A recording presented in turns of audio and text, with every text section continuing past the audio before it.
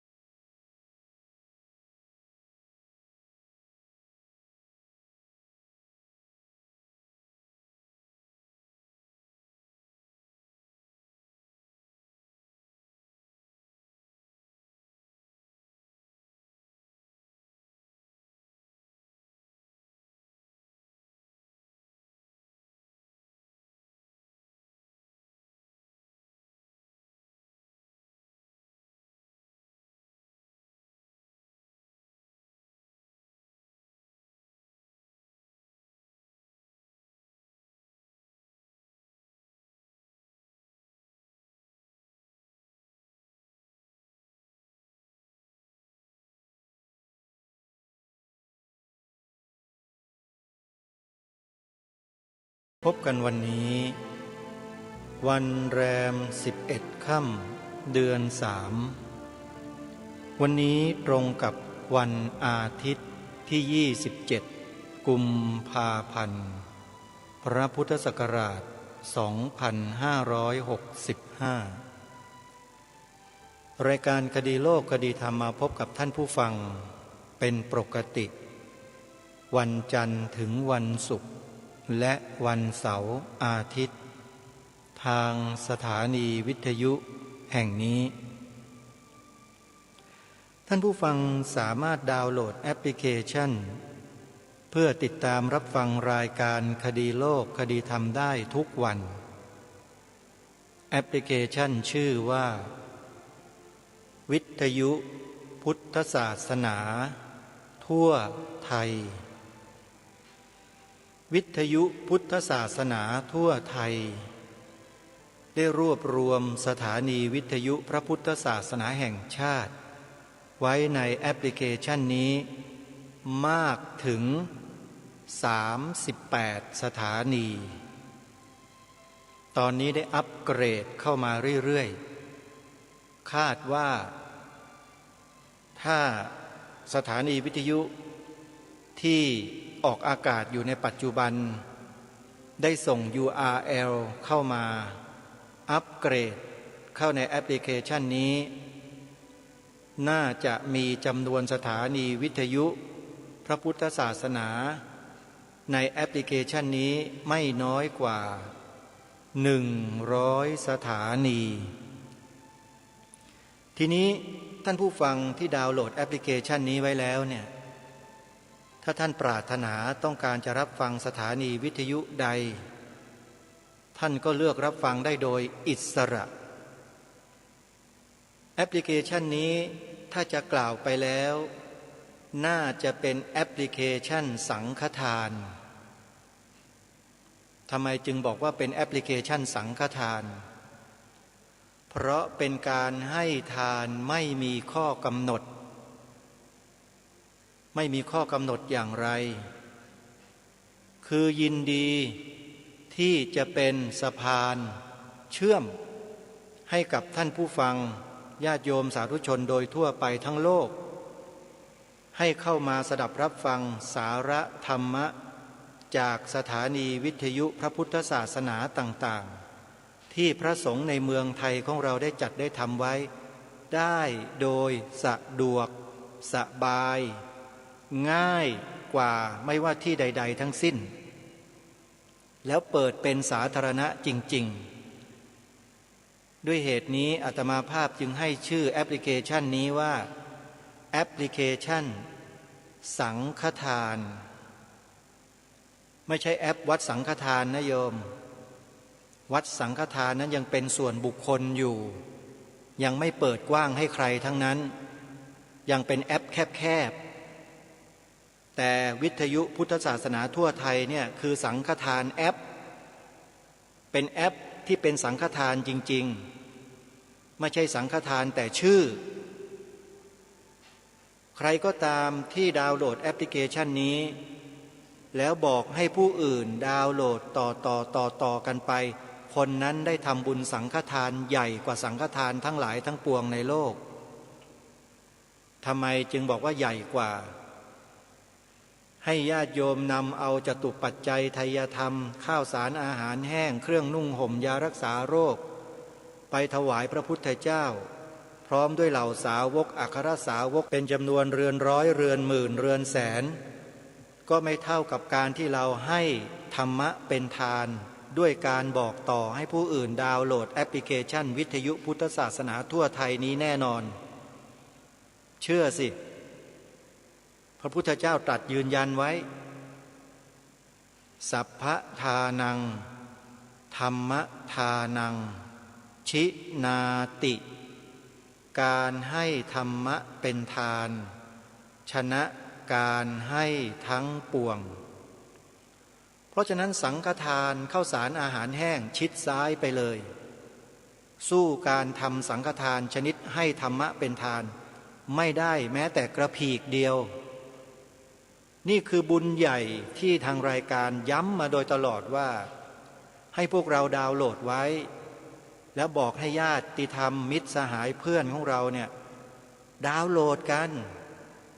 เราได้ทำบุญสังฆทานใหญ่มากๆเลยโยมแล้วต้นบุญนี้คือใครรู้ไหมต้องยกเครดิตให้ท่านเลยนะต้นบุญเนี่ยพระครูจริยสารธรรมเจ้าคณะอำเภอนาด้วงจังหวัดเลยเจ้าอาวาสวัดป่าจริยธรรมตำบลนาดอกคำอำเภอนาด้วงจังหวัดเลยพร้อมด้วยลูกศิษย์เอกเราต้องการบุญต้องการกุศลเราไม่ต้องการอย่างอื่นแต่ไม่ได้ปฏิเสธนะถ้าใครจะถวายโยมไม่ได้บอกว่าไม่ต้องการแล้วก็ไม่ให้กันก็ไม่ต้องทำงานกันแล้วงั้นน่ะ โยมต้องใช้ปัญญาโยมใช้ปัญญาพิจารณาเวลาจะดูแลพระภิกษุสงฆ์ส่งเสริมสนับสนุนพระภิกษุสงฆ์และผู้ที่เกี่ยวข้องทำงานพระพุทธศาสนาโยมต้องใช้ปัญญาอย่าใช้อารมณ์ความรู้สึกอย่าไปฟังอย่าไปเชื่อพวกสื่อแมลงวันมันจะทำให้พวกท่านจิตใจเสียพวกสื่อแมลงวันอย่างเช่นโฆษณาชวนเชื่อไม่ให้ญาติโยมถวายเงินพระสงฆ์เนี่ยพวกนี้สื่อแมลงวันทั้งนั้นเลยไม่เช่นนั้นท่านพระมหาอุเทนปัญญาปริทัตถ์วัชนะสงครามคงไม่ออกมาแฉมาเปิดเผยมาเปิดโปงขบวนการพวกนี้ให้เรารู้เราทราบกันหรอกเคยดูไหมโยมพระมหาอุเทนปัญญาปริทัตถ์วัชนะสงครามที่พูดถึงเทวทัตยุคนี้นั่นแหละนางจินจามานวิกานั่นแหละในยุคปัจจุบันนี่แหละเที่ยวไปพูดบอกญาติโยมบอกพุทธศาสนิกชนว่าใครถวายเงินพระคนนั้นบาปพระองค์ไหนรับเงินเป็นโจรนี่แหละไอ้ตัวสื่อแมลงวันโดยแท้ตัวจริงเสียงจริงโยมถวายเงินพระมาตั้งแต่เกิดมาจนกระทั่งจะตายเนี่ยโยมว่าโยมพระเนี่ยท่านไปสร้างความเสื่อมเสียให้กับชาติบ้านเมืองกับศาสนาตรงไหนไหมมีไหมโยมพระที่โยมไปถวายเงินท่านน่ะท่านเอาไปทำความเลวความชั่วเป็นที่ปรากฏอยู่ในสังคมนี้มีไหมโยมไม่มีแม้แต่รูปเดียวมีแต่ทำแต่สิ่งที่ดีๆยิ่งขึ้นไปเหมือนกับเป็นการส่งเสริมเติมกำลังให้ท่านทำความดียิ่งขึ้นไปโยมแล้วอยู่ๆพวกสื่อแมลงวันพวกนี้พวกนางจินจามานวิกาเหล่านี้ก็เที่ยวออกมาพูดไม่ให้ญาติโยมสนับสนุนส่งเสริมพระสงฆ์ที่ทำงานเพื่อพระพุทธศาสนาเพื่อชาติบ้านเมืองแล้วญาติโยมลองคิดดูทีว่าโยมยังคงจะไปเชื่อคนพวกนี้อยู่อีกหรืออาตมาภาพขอแนะนำนะให้ไปฟังพระมหาอุเทนปัญญาปริทัตถ์วัชนะสงครามท่านพูดไว้พิมพ์คำว่าพระมหาอุเทนพูดถึงเทวทัตแค่นี้แหละเดี๋ยวก็เจอคลิปของท่านใน YouTube นะใน YouTube พระมหาอุเทนปัญญาปริทัตถ์วัชนะสงครามโยมไปฟังท่านพูดเถอะท่านจบปรริญญาธรรม9ประโยคนะรูปเนี้ยและปฏิบัติกรรมฐานด้วยแล้วถ้าพระแบบนี้พูดแบบนี้แล้วโยมไม่เชื่อไปเชื่อพวกนางจินจามานวิกาพวกแมลงวันพวกนั้นน่ะแล้วมันหมายความว่ายังไงล่ะแปลว่าโยมเนี่ยโง่กันมากเลยที่ไปเชื่ออยู่อาตมาว่าเลยโง่จริงๆคนพวกนั้นคือตัวทำลายพระพุทธศาสนาแท้ๆแต่มาในรูปของการหวังดีปรารถนาดีแต่ในใจเรามองเห็นไหมใจที่มันประสงค์ร้ายมองเห็นไหมโยมแล้วถ้าไม่เชื่อพระอย่างเราอาตมาภาพแล้วจะไปเชื่อแมวที่ไหนล่ะโยมเราอาตมาภาพเนี่ยมีศีลสูงกว่าคนพวกนั้นตั้งเยอะมีความรู้มากกว่าคนพวกนั้นตั้งเยอะพวกนั้นมีความรู้แค่หางอึ่งแค่เรื่องถวายเงินพระสงฆ์เพื่อบำรุงพระศาสนามันยังมองไม่ออกเลยมันยังหาว่าเป็นบาปเป็นกรรมเป็นโทษหาว่าพระเป็นโจรอย่างเงี้ยโยมยังไปเชื่อมันอยู่คนพวกเนี้ยพระสงฆ์ก็เหมือนกันรูปไหนก็ตามแต่ที่ไปพูดคล้อยตามกับคนพวกเนี้ยอาตมาก็ไม่เชื่อถือทั้งนั้นแหละทำลายศาสนาตัวเองเนี่ยพวกเนี้ยก็เรียกอะไรเกลือเป็นหนอนอาตมาให้ฉายาเลยพวกนี้ช่างไม่ใช้ปัญญาพิจารณาให้รอบคอบไม่ดูบริบทไม่ดูสถานการณ์ของโลกใบนี้สังคมนี้เลยว่ามันเป็นสังคมที่อยู่ในยุคไหนยุคอะไรเกลื่อนกล่นไปด้วยสิ่งใดและมันให้ความสะดวกสบายกับพระภิกษุสงฆ์สามเณรในยุคนี้หรือไม่ดูไม่พิจารณาละเป่าปากหอนมันตะพึดตะพือไปอยู่อย่างนั้นเนี่ยใครเชื่อก็กลายเป็นคนประเภทเดียวกันไปก็แล้วกันอาตมาภาพก็ไม่เอาด้วยหรอก ยังไงนะถ้าใครข้องใจนะที่พูดมาเนี่ยไปฟังพระมหาอุเทนปัญญาปริทัศน์แล้วเดี๋ยวจะโพสต์ลงไปในคลิปที่อาตมาภาพดำเนินรายการวันนี้ด้วยเดี๋ยวจะโพสต์เข้าไปในไลน์จะส่งให้ฟังกันในกลุ่มนี่แหละเปิดฟังกันนะแล้วจะได้รู้ว่าคืออะไรพวกเราเนี่ยอย่าหูเบากันนะถ้าเป็นภาษาของอาตมาภาพเองอาตมาจะเรียกว่าพวกปัญญาอ่อนไปด้วยปัญญาด้อยไปด้วยปัญญาพิจารณาอะไรกันไม่เป็นเลยเชื่อกันตะพึดตะพือไปหมดพอเห็นมีชื่อเสียงหน่อยพูดธรรมะสอนธรรมะมายาวนานเป็นหลาย10 ปีหน่อยก็เชื่อกันไปหมดพระพุทธเจ้าไม่ได้สอนให้เชื่อแต่สอนให้พิจารณาหาเหตุผลด้วยปัญญาของเราแล้วจึงเชื่อพระสงฆ์เราเนี่ยไม่ตกเป็นเหยื่อคนพวกนี้หรอกโยมไม่ต้องกลัวมีแต่ญาติโยมนั่นแหละที่อาตมาภาพกลัวพวกโยมเนี่ยจะตกเป็นเหยื่อคนพวกนี้แล้วหันมาทำลายพระพุทธศาสนาของตัวเองโดยไม่รู้ตัวอย่าไปเป็นด้ามมีดให้คนพวกนี้กันอีกนะโยมนะเลิกได้แล้วแล้วก็มาดาวน์โหลดแอปพลิเคชันวิทยุพุทธศาสนาทั่วไทยนี่ไว้ในโทรศัพท์ฟังพระฟังสงฆ์ท่านบ้างอย่าไปฟังพวกนางจินจมานวิกาพวกลูกหลานเทวทัตกันอยู่จะทำให้ศาสนาของเราฉิบหายนี่วันนี้พูดจาตั้งแต่ตอนต้นรายการแบบนี้เลยมันฟังชัดดีไม่ต้องไปแปลความหมายกันให้มากใครฟังได้ก็ฟังไม่ได้ก็ฟังก็เพราะเปิดฟังอ่ะมันจะทำยังไงล่ะก็ต้องฟังใช่ไหมแต่ถ้าข้องใจก็ไปเปิดคลิปของพระมหาอุเทนปัญญาปริทัศน์วัชนะสงครามฟังก็แล้วกันแล้วจะทราบจะรู้เองว่าสิ่งที่พูดมานี้เนี่ยคืออะไรคือใครพระมหาอุเทนบอกชื่อนามสกุลชัดเจนจริงๆไปฟังดูนะโยมนะเดี๋ยวอาตมาภาพจะถูกญาติโยมติฉินนินทาอีกว่ายกเมฆมาพูดอย่างนู้นอย่างนี้รายการนี้ไม่มีการยกเมฆโยมถ้าข้อมูลไม่ประจักษ์แจ้งไม่ชัดเจนไม่มีหลักฐานจะไม่พูดนะจะบอกให้นะอาตมาภาพไม่ใช่พวกนักการเมืองนะโยมรู้จักนักการเมืองดีไหมล่ะนะอาตมาไม่ใช่นะไม่มีผลเกี่ยวข้องอะไรกับพวกนี้ไม่มีผลประโยชน์ทับซ้อนถูกทับถูกอะไรไม่มีนะพวกนี้เป็นแค่คนธรรมดาสามัญที่เต็มไปด้วยกิเลสหนาปัญญาหยาบกันทั้งนั้นแหละนะถ้าหากมันมีปัญญาดีปัญญาสัมมาทิฏฐิศาสนาพุทธในบ้านเมืองนี้พระสงฆ์ในบ้านเมืองนี้คงไม่ถูกกระทำแบบนี้หรอกนะนี่แหละเป็นตัวชี้วัดถึงคุณภาพของผู้แทนของพวกเราแหละว่าเป็นอย่างไงอันนี้ก็ฝากไว้ในตอนต้นรายการ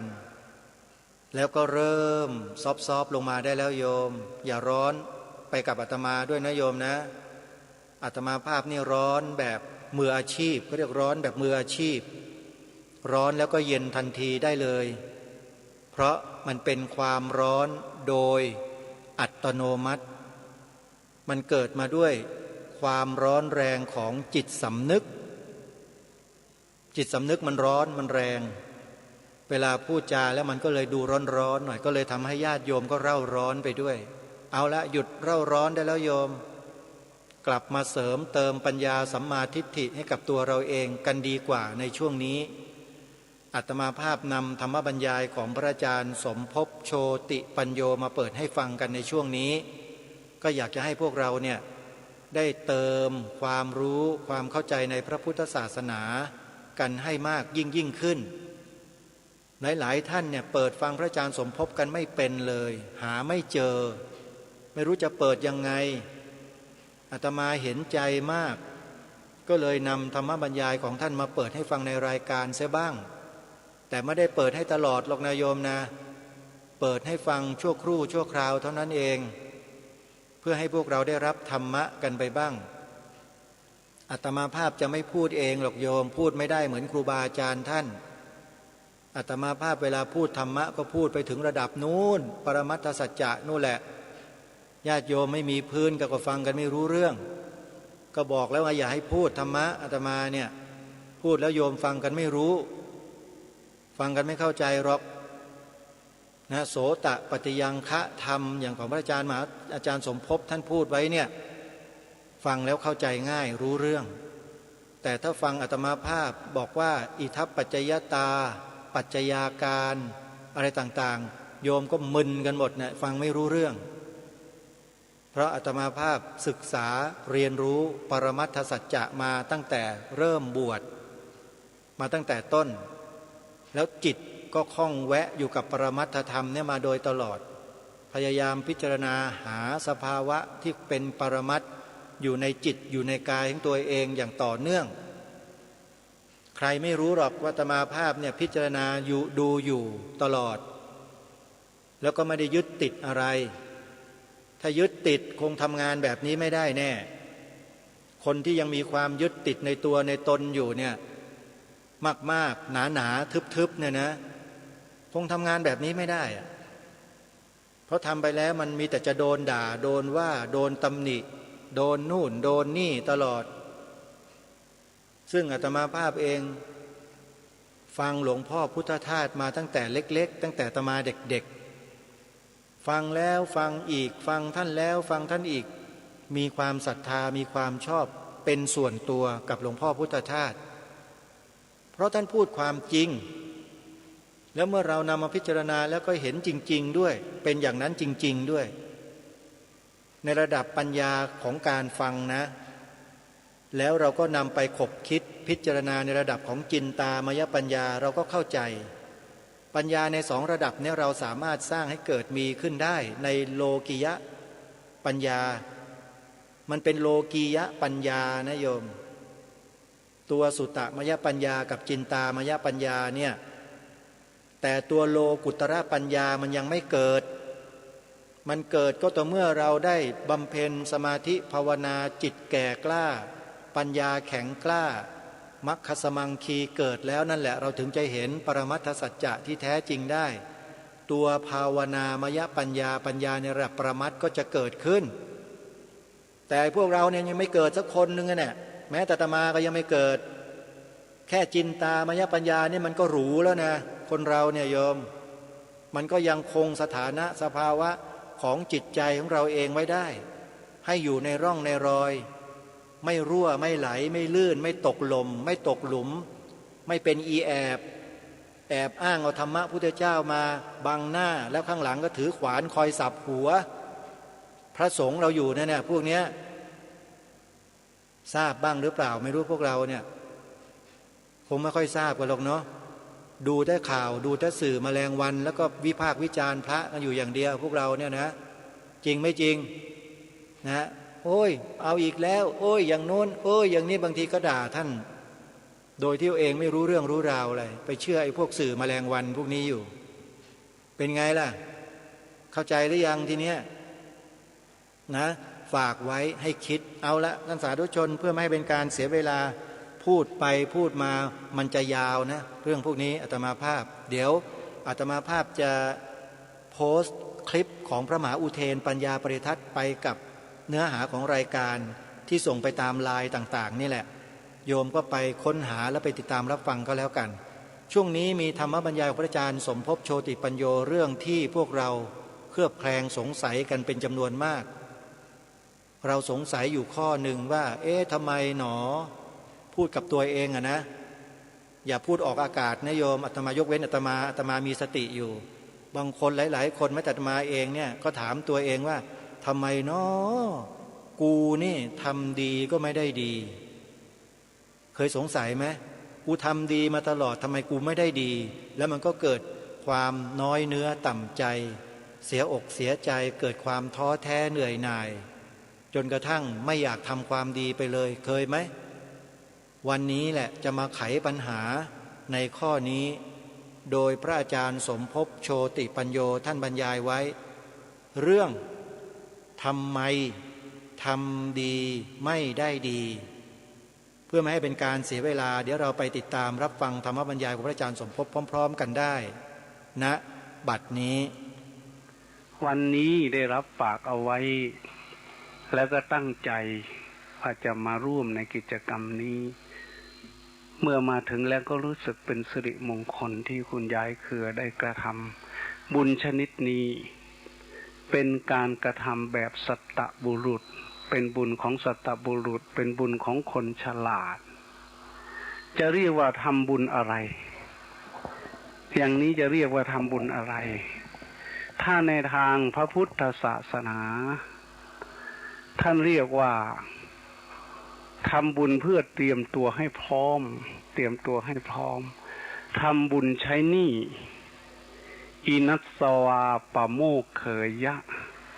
ทานังปุญญกิริยังการกระทำบุญการให้ทานชนิดที่เรียกว่าปลดเปลื้องหนี้อีนะ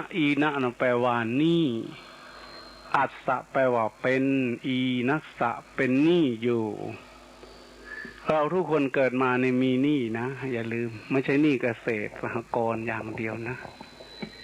หนี้คุณพ่อหนี้คุณแม่หนี้กรรมหนี้เวรหนี้ทุกสิ่งทุกอย่างที่ได้กระทำผู้ใดระลึกถึงอันนี้อยู่วันนี้ได้ทราบว่าทำบุญให้แก่บรรพบุรุษให้แก่เจ้ากรรมนายเวรให้เจ้ากรรมนายเวรเจ้ากรรมนายเวรเนี่ยเราก็พูดกันจนติดปากติดคอมีใครบ้างเคยเห็นหน้าเจ้ากรรมนายเวร ไม่เห็นแต่มันก็มีสิ่งที่ไม่เห็นนั่นนะไม่ใช่ว่ามันไม่มีเหมือนคนตาบอดเกิดมาไม่เคยเห็นดวงอาทิตย์ดวงจันทร์เราบ่เคยเห็นจักเถื่อคนตาบอดตั้งแต่เล่าฝันเราก็ยังบ่เห็นหุ่งยามกลางคืนอาตมาเคยถามคนตาบอดเขามาหาอาตมาบ่อยๆเพราะอาตมาเลี้ยงคนตาบอดชมรมคนตาบอดภาคตะวันออกเฉียงเหนือบ้านนามาโป้นี่ถ้าโยมเห็นเขามาเล่นดนตรีก็เพิ่งรู้เถิดถ้าไม่รู้ก็ถามเลยว่าใครซื้ออิเล็กโทรนนี่ให้เขาจะบอกว่าอาจารย์สมภพเดือนหนึ่งข้าวทีละกระสอบ2กระสอบบางเดือนเขาไปเล่นอะไรไม่มีเขาก็เหมารถมาถามว่ามีปัญหาอีหยังบ่มีข้าวกินอาตมาก็ข้าวสารใครไปถวายไว้ที่วัดนั่นแหละเหลือเลี้ยงพระเลี้ยงเนรลูกศิษย์ลูกหาก็ส่วนหนึ่งก็เจียดไปเลี้ยงคนตาบอดเหล่านี้จนบางครั้งคนตาดีอิจฉาไม่ไงหนึ่งเราว่าโอ้ยจะเป็นดีเนาะว่าซั่นบ่มีย่ามใดละมาเบิกเอาว่าซั่นอาตมาก็บอกว่าเจ้าจักได้คือเล่าบ่ล่ะเฮ็ดตาบอดคือเล่าสติเจ้าค่อยสิให้เดือนละ2กระสอบเอาบ่ครับบ่เอาได้แล้วเราก็ได้หรือผู้ใดสิเอาแน่เพราะคนตาบอดนั้นคือคนบาปจำไว้ให้ดีนะพวกเราที่นั่งเป็นแถวอยู่เนี้ยบ่มีคนบาปมีคนบุญแต่ว่าคนเรามันลืมตัวโบราณว่าลืมตัวตนเองดีๆก็ลืมความดีของตนเองบางทีดีนิดหน่อยหลงอีกหลงว่าดีกว่าหมู่บักแก่กันยันดิถ้าไม่ลืมมันก็หลงนั้นคือสัญชาตญาณของปุถุชนทุกข์ยากลำบากโอ้ยจะแม่นบ่มีบุญบ่มีกุศลบุญหลายแล้วนะตาไม่บอดหูไม่หนวกในบุญมากอาตมาก็ถามเมื่อตาบอดมาบางทีนะที่ว่านามาโป้นี่ไปทำบ้านให้เขาด้วยทำส้วมถ่ายให้ตาบอดด้วยยังต่อน้ำประปาให้เจาะน้ำบาดาลกับมีแต่บ่อเข้มๆตาบอดบุญบ่หลายเจาะลงไปเลาะข้างเฮือนกับมีแต่บ่อเข้มๆต้องต่อน้ำประปาให้บางทีอาตมาแสดงทำให้ตาบอดฟังเขานั่งร้องให้บางทีอาตมาก็ถามพวกตาบอดนอนหลับกลางคืนฝันอยู่บ่ตาบอดทุกคนพูดเหมือนกันคือฝันแล้วก็ถามต่อไปว่าเห็นหงส์อยู่บ่ล่ะย่ามฝันบ่ฝันกับบอดคือกันไทเฮาเป็นจังได๋เฮาย่ามกลางคืนเอาไฟฉายไว้เคียงข้างอยู่บ่ย่านฝันบ่เห็นหงส์เพราะว่าย่ามกลางคืนมันมืดจะเห็นหงส์คือเก่าฝันย่ามกลางคืนก็ได้เพราะว่าพวกเรานี่มีบุญแต่คนตาบอดไม่เคยเห็นดวงอาทิตย์ดวงจันทร์ดวงตะวันจันทราแต่ตาบอดที่ไม่เห็นนั้นความมีอยู่เป็นอยู่ของดวงอาทิตย์ดวงจันทร์มันก็มีอย่างนั้นเพียงแต่ตาบอดเขาไม่เห็นเท่านั้นเอง เพราะฉะนั้นสิ่งที่เรียกว่าเจ้ากรรมนายเวรเจ้ากรรมนายเวรเนี่ยคุณยายเครือบอกว่าทำบุญอุทิศให้แก่เจ้ากรรมนายเวรพวกเราทั้งหลายก็คงจะมีเจ้ากรรมนายเวรเหมือนกันถ้าจะถามว่าเคยเห็นหน้าเล่าจักเถื่อบ่ล่ะเจ้ากรรมนายเวรบ่เห็นจักเถื่อสิมีบ่ละบาดนะครับก็สังเกตดูบางคนนะอาตมาให้ข้อสังเกตแก่ท่านทั้งหลายจะว่าเทศก็ได้จะว่าพูดกันไปเรื่อยๆก็ได้ขอเวลาสักชั่วโมงหนึ่งก็พอดอกมันเหนื่อยมันร้อนให้ข้อสังเกตแก่ท่านบางคนเนี่ยยิ่งทำบุญยิ่งยากจนคนโบราณถึงกับพูดคำหนึ่งออกมาว่าอย่าทำบุญแต่น้อยนักมันตายไวเคยได้ยินบ่เนาะบางคนอาจจะได้ยินจะเฮ็ดบุญหลายเฮ็ดบุญแต่น้อยมันสิตายไวเพิ่นว่าอันนั้นก็เป็นความเข้าใจเพราะเขาเคยเห็นที่นี่บางคนก็บอกว่ายิ่งทำบุญแล้วยิ่งมีแต่ปัญหาเจ็บไข้ได้ป่วยไปทำบุญทำทานกลับบ้านลูกตายเสียผัวเมียตายจากถูกเขาโกงลูกน่ารักขับรถมอเตอร์ไซค์ไปคว่ำไปเจ็บมีนั่นถูกเขาลักเขาโกงอะไรต่ออะไรต่างๆสูญเสียเงินทองแต่ก่อนเราอยู่ดีๆไม่ได้ทำบุญไม่เห็นมันเป็นอะไรตรงนี้จะเป็นช่องว่างที่จะให้จิตใจมันหลุดออกไปสู่ความเข้าใจผิดว่าทำดีได้ดีมีที่ไหนทำชั่วได้ดีมีถมไปบางคนเป็นอย่างนั้นนะยิ่งทำยิ่งทุกข์ยากลำบากซะก่อนแต่บางคนไม่เป็นอย่างนั้นยิ่งทำบุญยิ่งร่ำรวยยิ่งได้บุญได้กุศลเป็นลูกเป็นหมากออกมาไวๆบางคนไปทำบุญทำทานไปบำเพ็ญกุศลต่างๆที่วัดอาตมานะโอ้ยโพดเขาหน่อยนี่โทษมาสันโพดแนวใดเดี๋ยวนี้ เจ้ามาเฮ็ดบุญดูกันเรียกว่าเจ้ากำลังโพดเจ้าบ่ว่าสันจะคือโพดแต่ในพวกเราคนเอาภาษาพูดไทยว่าจะคือโพดอันนี้มันเป็นตนเป็นโตนะพันนะ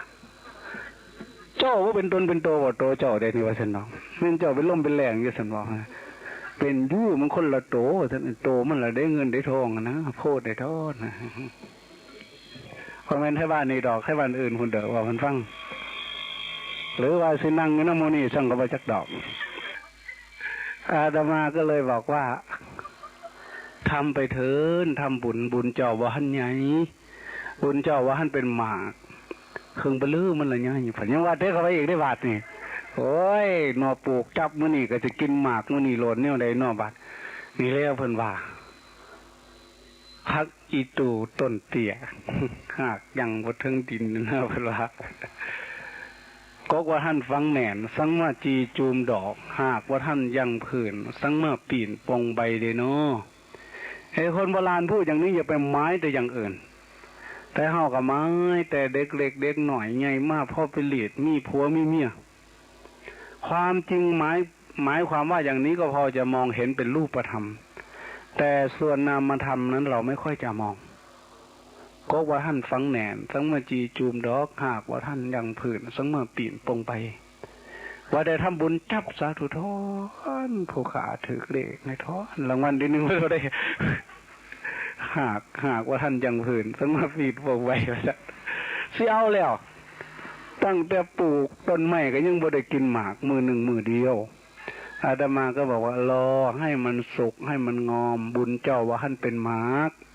ให้มันเป็นหมากให้มันสุกซะก่อนมันจังสิแซ่บเขาดอ3 เดือนเขางั้นหลายกว่านั้นมหาลุกคัสสะพาลิโนบุญนี้ท่านบอกว่ามหาลุกคัสสะพาลิโน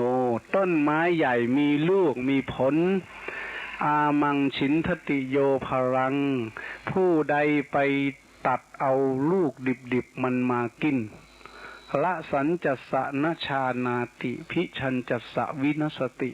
เขาจะไม่พบรสชาติอันแท้จริงของมัน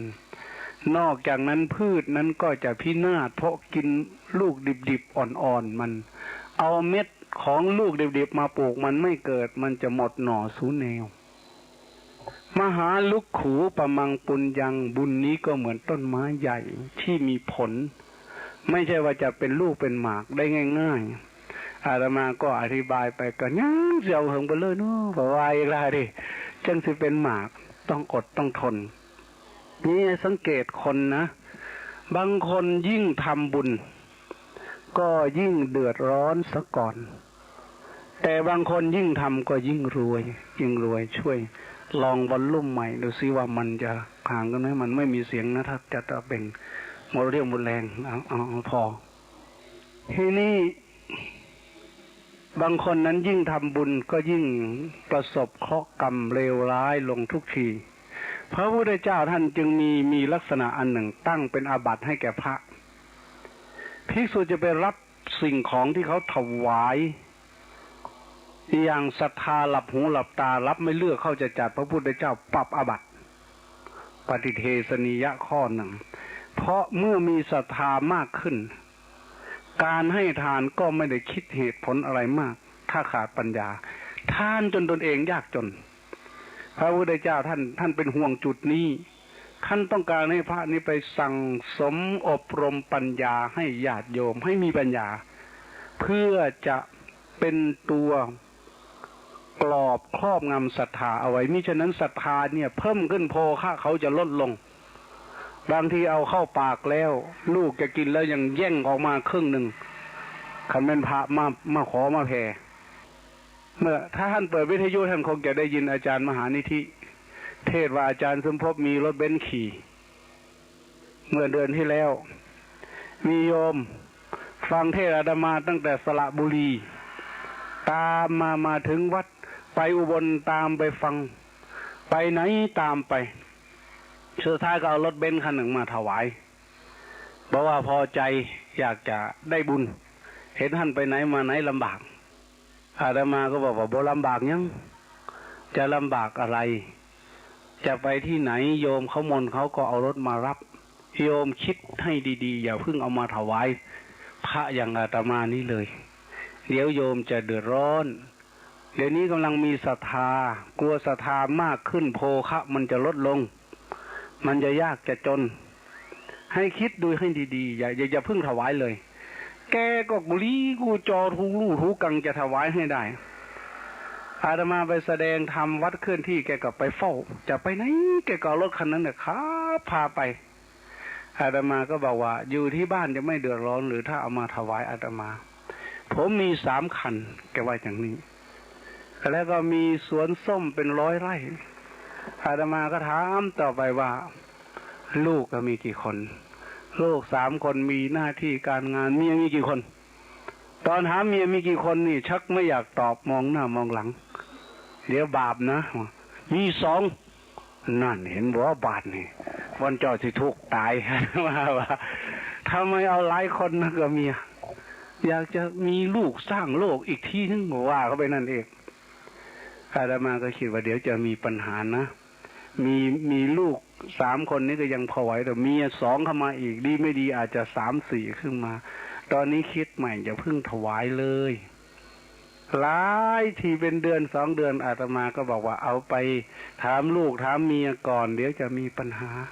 เมื่อกี้แกก็มาดักอีกที่สระบุรี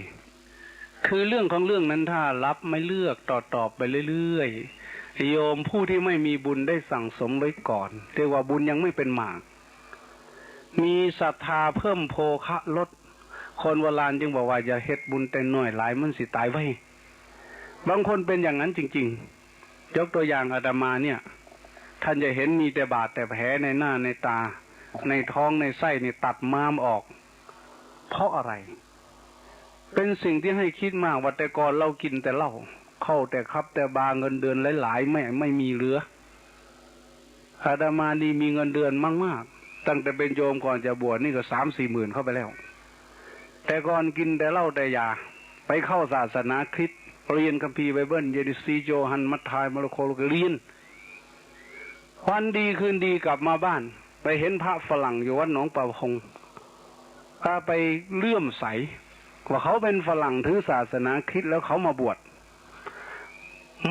แล้วไม่ได้บวชธรรมดาบวชปฏิบัติธรรมกินข้าวเวลาเดียวในภาชนะอันเดียวในบาตรอาหารก็เป็นอาหารภาคอีสานข้าวเหนียวตามมีตามเกิดมันไกลห่างไกลกันกับ ขนมปังฮอทดอกทำไมเขาต้องมาภาคเพียรพยายามถึงขนาดนี้พอเราไปถามไปคุยฝรั่งเทศให้ฟังอาตมาก็เกิดสลดใจว่าเราทำไมต้องไปถือศาสนาคริสต์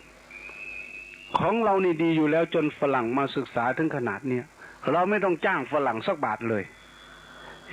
มันน่าจะมีอะไรดีๆเกิดความเลื่อมใสไปถามอาจารย์ชาว่าผมอยากจะทำบุญผมกินเหล้าเนี่ยหมดมากแล้วเดือนหนึ่งเงินเดือนสมัยนั้นก็7,000เข้าไปแล้วมากกว่าเงินเดือนครูหลายเดือนสมัยก่อนครูบ้านนอกเงินเดือน600อาตมานี่ได้เข้าไปตั้งตอนเขาเริ่ม600อาตมาก็เริ่ม3,000แล้วช่วงที่มาพบฝรั่งน้องประพรมัน7,000แล้วอาจารย์ชาว่าถ้ามีเงินเหลือไส้แล้วว่าพระบ่มีบนอยู่หลายบอนอยู่สาขาละว่าจังซี่อาตมาก็ตกลงเลยหลังหนึ่งสักเท่าไหร่สมัยนั้นท่านบอกว่า7,000นี่ก็พอดีพองามหลังหนึ่งตกลงสร้างกุฏิเลยหลังหนึ่งเอาเงินให้มกทายกเสร็จเรียบร้อยเอาช่างมาตกลงกันวางเงินวางทองให้ไม่มีเวลาอยู่จะต้องเดินทางเข้ากรุงเทพเพิ่มเงินได้สิแล้ว15 มื้อถ้าอย่างนั้นเดือนหนึ่งผมจะมาถวายขึ้นรถไปกรุงเทพไม่ถึงกรุงเทพไปได้8 กิโลเข้ากิโลที่9รถคว่ำคนตายไป21 คนอาตมาม้ามแตกคิ้วแหกนี่ยันนี่มือนิ้วตีนอะไรขาดหมดมีแต่บาดแต่แผลเอามือลูบเอาเลือดออกมามันเต็มหน้าได้เห็นขมองเต็มมือตายคักๆบาดนี่ขมองไหลออกมาแล้วขมองผู้อื่นอยู่ข้างหน้ามันฝ่งมาใส่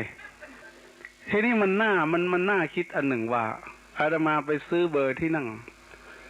มันจำได้นะเหตุการณ์ที่มันสำคัญมากในชีวิตจำได้ทุกวันนี่แม้กระทั่งเบอร์ที่นั่งเบอร์รถก็ยังจำได้พูดไปคนเอาไปซื้อเลขที่มันจะชิบหายไปวอดก็เลยไม่พูดว่าเบอร์อะไรรถคันนั้นยังชื่อได้อยู่เท่าเดิมเนี่ยตอนเองไปซื้อเบอร์ที่นั่งเบอร์หนึ่งข้างหน้ารถจะออกเหลือ10 นาทีลงไปซื้อเหล้ากินสักกักหนึ่งว่าสันแล้วจังขึ้นไปนอนเพิ่นว่ารถด่วนรถปรับอากาศพอซื้ออาหารขึ้นมาแล้วมีผู้หญิงสาวคนหนึ่งแกมานั่งแทนที่ถามว่าเจ้าอยู่เบอร์ใดของเจ้าเล่าบ่จักก็เป็นผู้หญิงมันนอกเหมือนกันกับเรา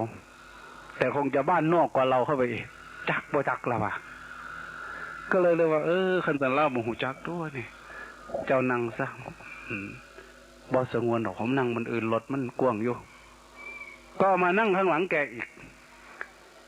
ผู้หญิงคนนั้นยังเป็นสาวอยู่นั่งข้างหน้าตรงที่อาตมาจองไว้พอรถความปั๊บแกตายไม่ฟื้นเลยรถความวันนั้นตายไป21 คนจาก21 คนนี่คนขับแกขาดไป3 ท่อน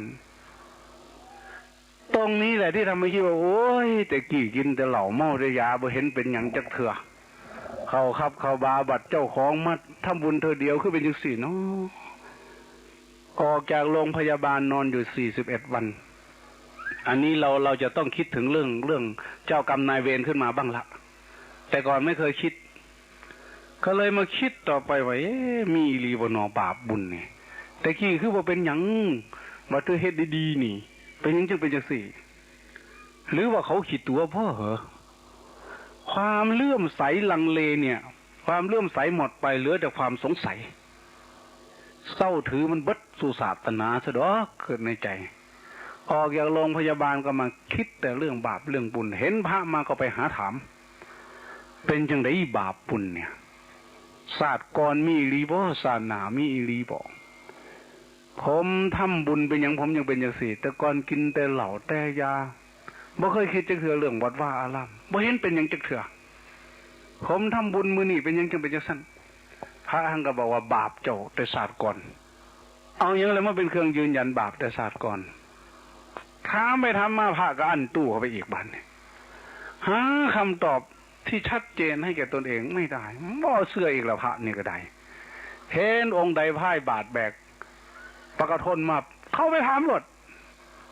คำตอบของพระไม่เป็นที่พอใจให้เราได้วางใจลงได้เพียงแต่ให้สงสัยต่อไปเศร้าถือศาสนาดอกเว้ยว่าซั่นทำบุญมิแต่สิตายซ้ำว่าซั่นทีนี้ก็มานอนคิดเป็น3-4 เดือนนอนบ่หลับเว้ย คือจนจะเป็นโรคประสาทตายวันหนึ่งฝัน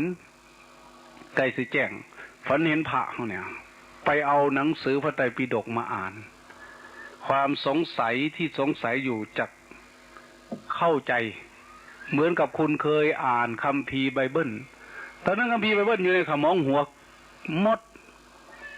แม้แต่ทุกวันนี้พี่น้องทั้งหลายอาตมาเหนื่อยกับศาสนาพุทธนี่ยังไม่พอต้องเหนื่อยกับศาสนาคริสต์น้ำมันหลอกจอกเลยเนี่ยทุกมิตรสังในภาคอีสานเนี่ยเมื่อวันที่11ที่ผ่านมานะมิตรสังท่าแร่น้องแสงนิมนต์ไปแสดงธรรมคนมาฟังธรรมเกือบ 3,000 คนเจ้าไปคนกันมาแต่ใส่พวกศาสนาคริสต์จะเป็นไรไปเทศมิตรสังอุดรเนี่ยเต็มแล้วนี้มิตรสังอุบลกำลังตามนิมนต์มา 5-6 ครั้งแล้ววันประชุมสัมมนาพวกบาทหลวงสภาคาทอลิกแห่งประเทศไทยเพื่อการพัฒนาก็มานิมนต์อาตมาไปแสดงธรรมโยม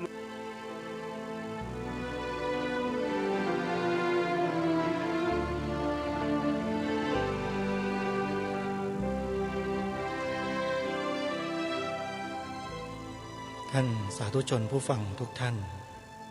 ด้วยเวลาของรายการของเราใกล้จะหมดลงก็เลยยุติธรรมบรรยายของพระอาจารย์สมภพโชติปัญโยลงไว้แต่เพียงเท่านี้ก่อนเดี๋ยววันพรุ่งนี้เรามาติดตามรับฟังกันต่อท่านกำลังเล่าถึงประสบการณ์ชีวิตของท่านหลังจากที่เลิกนับถือศาสนาคริสต์แล้วหันมาทำบุญในพระพุทธศาสนาและโดยเฉพาะทำบุญกับหลวงพ่อชาสุภัทโทเจ้าอาวาสวัดหนองป่าพงอำเภอวารินชำราบจังหวัดอุบลราชธานีด้วยพอกลับออกมาจากวัดหนองป่าพงจะเข้ากรุงเทพไม่ถึง10 กิโลรถคว่ำมีคนตาย21 คนหนึ่งในนั้นคือผู้หญิงที่ไปนั่งเก้าอี้แทนพระอาจารย์สมภพในสมัยนั้นตายด้วยแต่พระอาจารย์ท่านม้ามแตกตัดม้ามทิ้งแล้วก็เป็นบาดเจ็บอะไรอีกหลายต่อหลายอย่างตามที่ท่านเล่าแล้วท่านก็สงสัยถึงเรื่องบุญเรื่องบาปเรื่องอะไรต่างๆถามพระก็ตอบกันไม่ได้สักรูปหนึ่งแล้วก็มีชีปากขาวมาเข้าฝันหรือมีพระก็ไม่รู้แต่มาเข้าฝันท่านเนี่ยบอกให้ท่านไปอ่านพระไตรปิฎกเหมือนกับไปศึกษาคัมภีร์ไบเบิลนั่นแหละฟังมาถึงตรงนี้เวลาหมดลงเสียก่อนเดี๋ยววันพรุ่งนี้เรามาติดตามรับฟังธรรมบรรยายชุดนี้กันต่อสำหรับวันนี้เวลาของรายการหมดลงแล้วอาตมาภาพต้องขอสมมุติยุติรายการไว้แต่เพียงเท่านี้ไว้พบกันใหม่ในวันต่อไปขอความสุขความสวัสดีในธรรมแห่งองค์สมเด็จพระบรมศาสดาสัมมาสัมพุทธเจ้าจงปรากฏเกิดมีขึ้นในจิตใจของท่านผู้ฟังทุกท่านทุกคนเทินขอเจริญพรกล้าคิดก็ต้องกล้าทำอย่ากลัวถ้าทำความดีเป็นศึกษาปัญหาให้ทันท่วงทีเมืองไทยจะพัฒนากว่านี้รายการดีคดีโลกคดีธรรมขอรำพันบรรยายความคิดเครื่องหมายแห่งสีทั้งสามงามถนัดขาวคือบริสุทธิ์สีสวัสดิ์หมายพระไตรรัตน์และธรรมะคุ้มจิตไทยแดงคือโลหิตเราใสซึ่งยอมสละได้เพื่อรักษาชาติศาสนาน้ำเงินคือสีโสภาอันจอมประชาถ้าโปรดเป็นของส่วนองค์จัดริ้วเข้าเป็นไตรรงค์จึงเป็นสีธงที่รักแห่งเราชา